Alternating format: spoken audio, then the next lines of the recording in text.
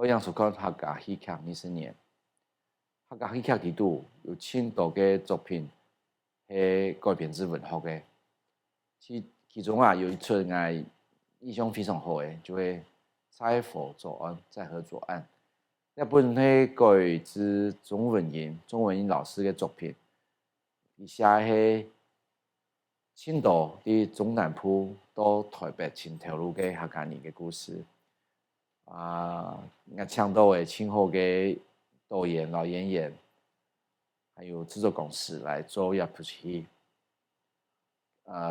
今日请导演老女主角来讲看啊，在河左岸一出戏。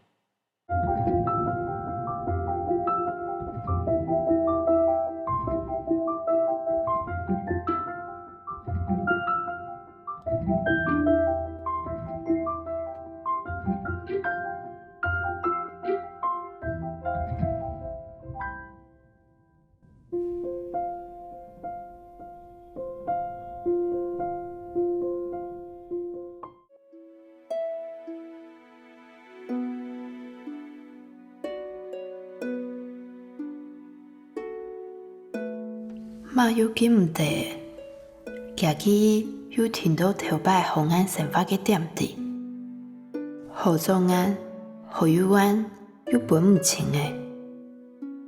无听左岸、右岸对佢来讲系共用诶。49届电视金钟奖最佳导演奖得奖的是陈长伦客家剧场在河左岸，恭喜！导演车长伦做过天也未做过天师，天一部嘅冇接触戏剧嘅，接头嘅投演出戏剧作品，在河左岸100就得到戏剧导演奖嘅天天。这本书做过旅社区，那它的结构上，因为它是跟连续剧是冲突的了，因为原著小说它是采取，它是以阿珍，它是像脚踏车是辐射状的，它每个章节是，比如说他跟母亲，最多是跟母亲，对，他跟父亲，对，他跟倒瓜处的那些阿姨们，环境或是那些阿姨，就是那些性工作者，然后他跟年启尧也有啊，年启尧，他跟他自己的兄弟姐妹，他是放射性的。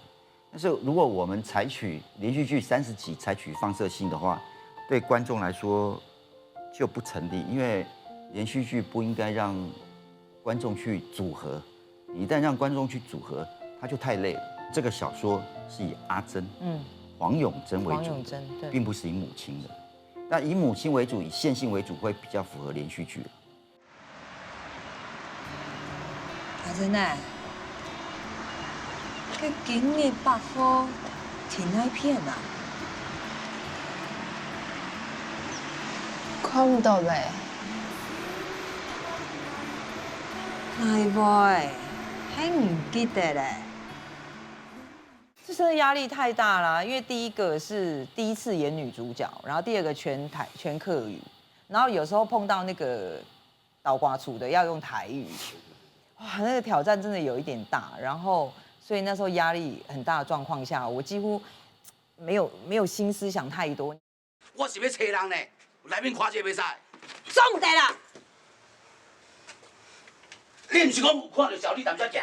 有啊，但是我无确定倒会紧啊。你莫看就知啊。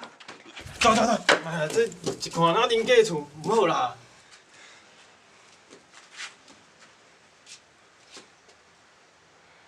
但是我那天印象很深刻的是，导演跟我讲了一句话，他说台湾的演员啊，他觉得比较弱的一个环节叫声音表情、声音表演，所以他希望我们可以多在这方面下功夫，想一想这个。我还是第一次听到导演跟我讲这样的话，所以回去我觉得，后来我们现在开始，虽然是菜鸟导演的，我真的觉得声音表情非常非常的重要。那些国外顶尖的演员，那个声音表情是真的，你不用看画面，你听他的声音，你就可以知道，对那个东西是什么。我努力，我真的我希望我在现场拍摄的时候，语言不会是，就已经不是我考虑的范围，所以我那时候真的下了很大的苦心。我迄个要看啊，因为你安尼说喏，很大爽哦。阿春诶，也着人三个补的哦，拿来做枕头补哦，很有辣哦，很想买哦。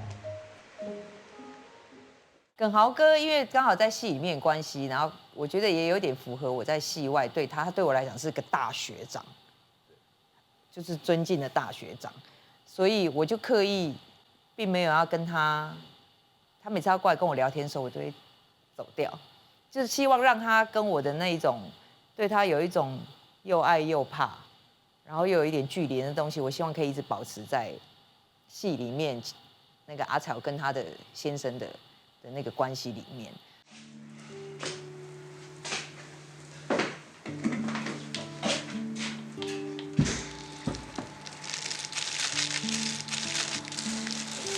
妈妈，你吃。吃掉吃就好，好。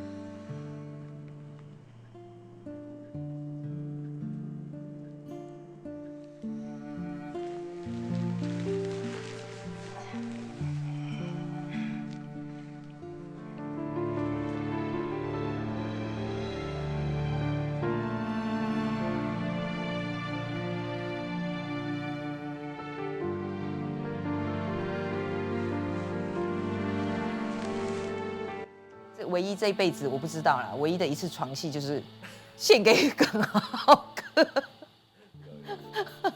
虽然其实根本没有裸露什么，裸露是他。然后我们想要极力去呈现这一对夫妻，好像以为让这个阿丑好像有那么一点希望，他的先生好像回来了的这种，但是对男生来讲是另外一种，完全另外一种。